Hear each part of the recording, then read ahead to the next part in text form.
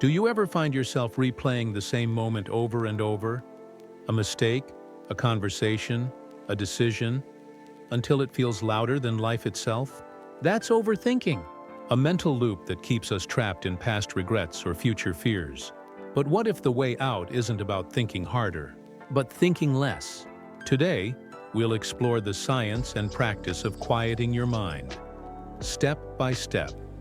Overthinking, or rumination, is like opening dozens of tabs in your brain, all running at once.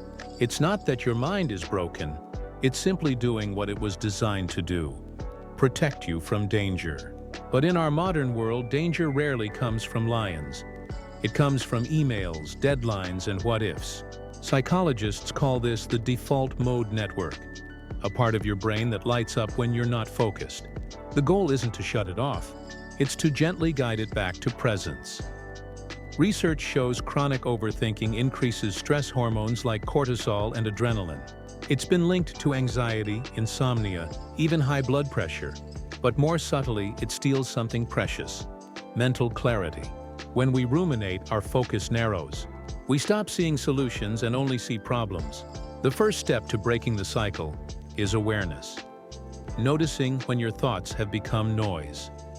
The simplest way to interrupt overthinking: movement and sensory shifts. Call a friend, go for a short walk, read or listen to music.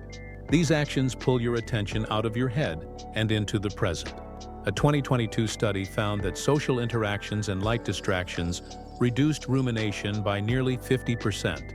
It's not avoidance, it's redirection. Mindfulness isn't about emptying your mind. It's about noticing your breath, the sound around you, the weight of your body. Try this. Take one deep breath and say quietly, "I'm here." Each breath is an anchor. Studies show even 10 minutes of mindfulness a day can reduce anxiety and depressive thought loops by up to 30%. When thoughts spin, a mantra can reprogram your attention.